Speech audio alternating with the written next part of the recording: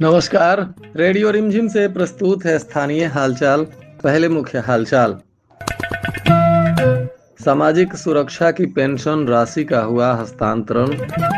2 अलग-अलग हादसों में 2 लोगों की मौत। जेल में कैदी की मौत पर राजनीतिक सरगर्मी तेज। रेप कांड के एक पीड़ित परिवारों से मिलने पहुंचे बिहार सरकार के मंत्री। और मारपीट में हुई एक की मौत, 2 आरोपियों को पुलिस ने किया गिरफ्तार।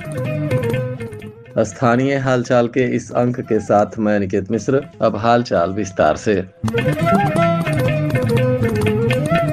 बिहार सरकार के समाज कल्याण विभाग के द्वारा संचालित सामाजिक सुरक्षा पेंशन योजनाओं के अंतर्गत मई महीने के पेंशन की राशि का प्रत्यक्ष लाभ अंतरण यानी डीबीटी के माध्यम से लाभार्थियों के बैंक खातों में हस्तांतरण किया गया। इस अवसर पर समाहरणालय के सभा कक्ष में जिला पदाधिकारी पवन कुमार सिन्हा की उपस्थिति में राज्य स्तरीय कार्यक्रम का सीधा प्रसारण देखा गया। इस दौरान मुख्यमंत्री सम्राट चौधरी ने वीडियो कॉन्फ्रेंसिंग के माध्यम से राज्य के सामाजिक सुरक्षा पेंशन लाभार्थियों के खाते में पेंशन की राशि ट्रांसफर की। बताया जा रहा है कि गोपालगंज जिले के भी लगभग 2,64,733 लाभार्थियों के बैंक खातों में पेंशन की राशि भेज दी गई। इससे वृद्धजन, विधवा महिला, दिव्यांगजन एवं अन्य पात्र लाभार्थियों को आर्थिक सहायता प्राप्त हो गई।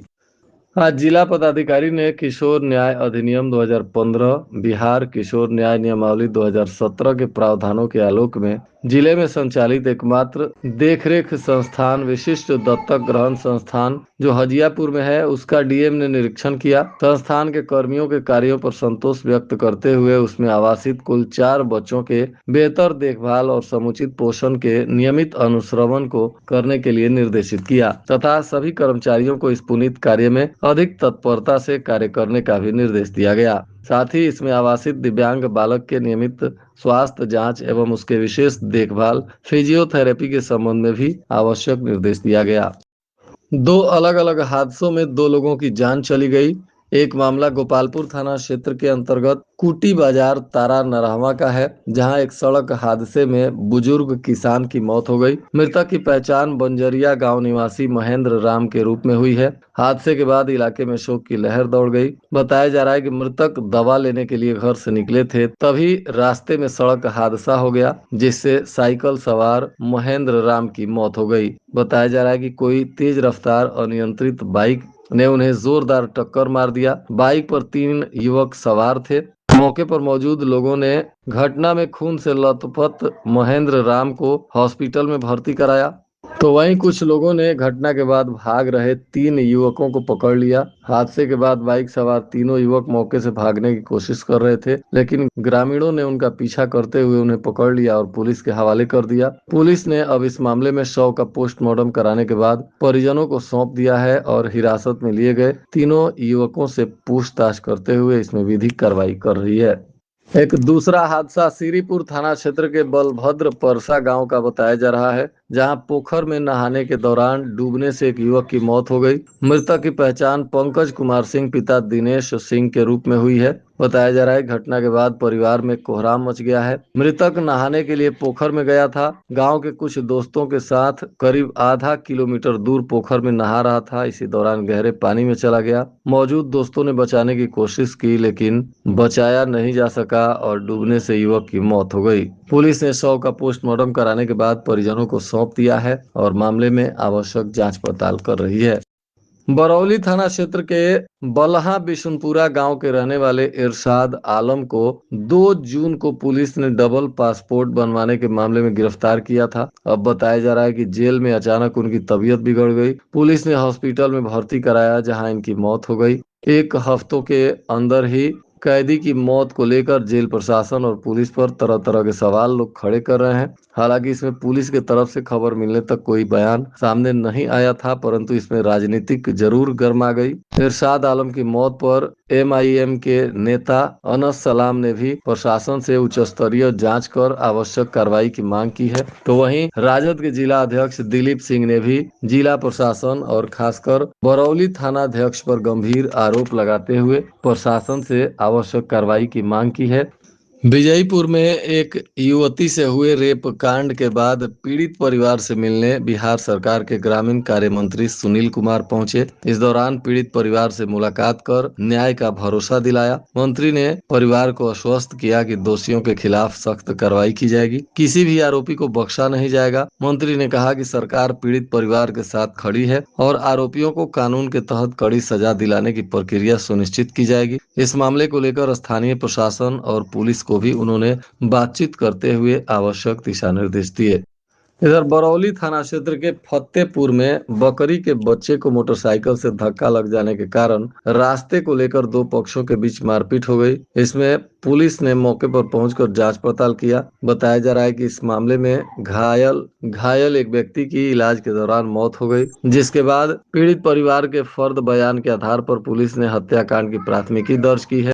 इधर हथुआ के सोहागपुर के अनीश कुमार की हत्याकांड को लेकर पुलिस ने उद्भेदन कर दिया है। प्रेम प्रसंग में अनीश कुमार के हत्या की बात बताई जा रही है। इस मामले में अज्ञात के विरुद्ध प्राथमिकी भी दर्ज कराई गई है। हालांकि पुलिस ने अनुसंधान करते हुए इस कांड में एक आरोपी को गिरफ्तार भी किया है। इस मामले में दूसरे पक्ष ने भी थाने में प्राथमिकी दर्ज कराई है, परंतु एक व्यक्ति की मौत के बाद पुलिस ने जहां शव का पोस्टमार्टम कराने के बाद परिजनों को सौंपा, तो इस कांड के प्राथमिकी अभियुक्त अरविंद माझी पिता मोहन माझी साकिन फतेहपुर थाना बरौली को गिरफ्तार किया। साथ ही दूसरे पक्ष के आवेदन पर अभियुक्त गोलू कुमार पिता बच्चा राम साकिन फतेहपुर थाना बरौली को भी गिरफ्तार किया गया है। गिरफ्तार सभी अभियुक्तों को न्यायिक हिरासत में पुलिस ने भेज दिया। साथ ही शेष नामजद एवं अन्य संलिप्त अभियुक्तों की गिरफ्तारी के लिए मानवीय एवं तकनीकी साक्ष्यों के आधार पर लगातार पुलिस छापेमारी कर रही है। बताया जा रहा है कि पकड़ा गया आरोपी दीपक कुमार राम है। पिता भरत राम ये भी सुहागपुर का ही रहने वाला है। इसको गिरफ्तार करने के बाद इसने हत्या में अपनी संलिप्तता स्वीकार की है। घटना के समय इस्तेमाल किया गया चाकू भी पुलिस ने जब्त किया है और आरोपी के कपड़े भी जब्त किए गए हैं। इस संदर्भ में हथुआ के एसडीपीओ से बातचीत की गई तो उन्होंने कहा, 6/2026 को हथुआ थाना अंतर्गत सुहागपुर गांव के अनीश कुमार शाम में 6:30 बजे साइकिल से निकले थे घर से। देर रात तक वो वापस नहीं आए। देर रात तक परिजन के द्वारा खोजबीन किया गया और दिनांक 8 तारीख को थाना में इसकी सूचना दी गई। सूचना मिलते ही थानाध्यक्ष हथुआ के द्वारा एफआईआर दर्ज करके एक टीम गठित की गई और उस टीम के द्वारा खोजबीन प्रारंभ किया गया। लगभग 12 बजे इसकी लाश बंगरा चौर से मिली है। एफएसएल टीम को बुलाया गया एवं अन्य वरीय पदाधिकारी भी आकर घटनास्थल का निरीक्षण किया गया। मानवीय एवं तकनीकी अनुसंधान के क्रम में आए तथ्यों के आधार पर घटना में शामिल अभियुक्त दीपक राम को गिरफ्तार किया गया है। उसके निशानदेही पर घटना में प्रयुक्त चाकू, उसके कपड़े एवं मृतक का मोबाइल जब्त किया गया है। सर, हत्या का कारण क्या था? हत्या का कारण प्रथम दृष्टया प्रेम प्रसंग का मामला सामने आया है। सर, मोबाइल पर एक मैसेज आया था, उसका क्या? हत्यारा के द्वारा ही मोबाइल पर मैसेज किया गया था और उसकी निशानदेही पे ही मोबाइल बरामद किया गया है। सर, कितने लोग शामिल थे इस हत्याकांड? घटना में एक ही अभियुक्त के शामिल होने की बात सामने आई है। टीबी मुक्त बिहार के लिए जन भागीदारी और सामाजिक जागरूकता जरूरी है। इसको लेकर सुदृढ़ जांच एवं उपचार व्यवस्था से ही टीबी मुक्त बिहार की ओर लगातार सरकार बढ़ रही है। पटना के अधिवेशन भवन में बुधवार को राज्य स्तरीय टीबी मुक्त बिहार सम्मेलन का आयोजन किया गया। इसका उद्घाटन बिहार के राज्यपाल लेफ्टिनेंट जनरल सैयद अत्ता हसनैन ने किया। राज्यपाल के आगमन पर स्वास्थ्य मंत्री निशांत ने पौधा पात्र भेंट कर उनका स्वागत किया। टीबी उन्मूलन के लिए राज्य में किए जा रहे प्रयासों और उपलब्धियों पर भी चर्चा की गई। इधर भोरे थाना क्षेत्र में 2.5 साल पहले खेत में अंडा दिलाने के बहाने ले जाकर एक मासूम से दुष्कर्म किया गया था। इस मामले में अदालत ने पीड़ित के सगे चाचा को दोषी करार दिया है। आरोपी जितेंद्र शाह को अदालत ने दोषी करार देते हुए 23 जून को इस पर सजा सुनाने का ऐलान किया है। 10 जनवरी 2024 को भोरे थाना क्षेत्र में एक मासूम के साथ दुष्कर्म हुआ था। सिधवलिया की अंचलाधिकारी प्रीति लता की मुश्किलें अभी कम नहीं हुई हैं। अदालत ने जिला पदाधिकारी से इन पर हुई कार्रवाई के संदर्भ में रिपोर्ट मांगा है। हालांकि रिपोर्ट आने तक और कार्रवाई पूरी नहीं होने तक इनकी गिरफ्तारी पर अदालत ने रोक लगा दिया है। बताते चले कि अंचलाधिकारी का कुख्यात रंजन यादव के साथ फोन पर बात करते हुए ऑडियो वायरल हुआ था और इसी आधार पर जिला पदाधिकारी ने इन्हें सस्पेंड करते हुए इन पर एफआईआर भी दर्ज करवाया था। इधर प्रशिक्षु डीएसपी सह मीरगंज के थानाध्यक्ष ने गुप्त सूचना के आधार पर मुंडेरा गांव में छापेमारी की और हत्या के प्रयास के मामले में अभियुक्त सद्दाम खान तथा सिवान के बड़हरिया थाने के सियारी करन गांव के रामा शंकर शाह को गिरफ्तार किया है। दोनों को आज न्यायिक हिरासत में भेज दिया गया। जदयू के जिला अध्यक्ष प्रमोद पटेल ने संगठन विस्तार अभियान के तहत आज कई क्षेत्रों में पंचायतों और प्रखंड कमेटी तथा नगर कमेटी में पार्टी के समर्पित, अनुशासित और पार्टी के संविधान और पार्टी के नेता नीतीश कुमार में आस्था विश्वास रखने वाले कार्यकर्ताओं को जोड़ने का निर्देश दिया। उन्होंने कहा कि पंचायत अध्यक्षों और वार्ड अध्यक्षों के चयन में भी जातीय समीकरण का ख्याल रखने और जुझारू साथियों को मनोनीत करने पर जोर दिया गया। उचका गांव पुलिस ने भी एक हत्या के प्रयास में फरार चल रहे प्राथमिकी आरोपी वासुदेव महतो को गिरफ्तार किया। यह दही भत्ता के रामचंद्र महतो का पुत्र बताया जा रहा है।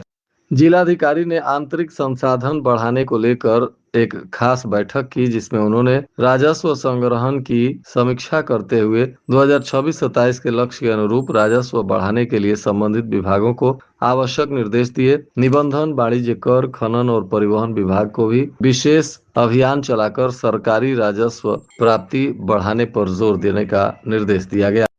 पुलिस अधीक्षक कार्यालय में भी आज लोगों की समस्याओं को सुना गया और उसे निष्पादित करने के लिए आवश्यक निर्देश दिए गए।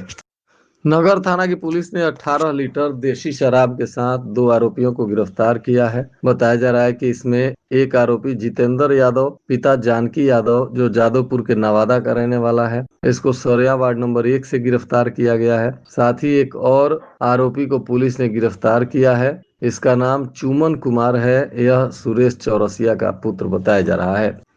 और आज के मौसम का तापमान गोपालगंज में न्यूनतम 27 डिग्री सेल्सियस और अधिकतम 39 डिग्री सेल्सियस रहने की संभावना है। अंत में मुख्य हालचाल एक बार फिर। सामाजिक सुरक्षा की पेंशन राशि का हुआ हस्तांतरण। 2 अलग अलग हादसों में 2 लोगों की मौत। जेल में कैदी की मौत पर राजनीतिक सरगर्मी तेज। रेप कांड के एक पीड़ित परिवारों से मिलने पहुंचे बिहार सरकार के मंत्री। और मारपीट में हुई एक की मौत, 2 आरोपियों को पुलिस ने किया गिरफ्तार। इसके साथ ही रेडियो रिमझिम से प्रसारित स्थानीय हालचाल का यह अंक समाप्त हुआ। नमस्कार।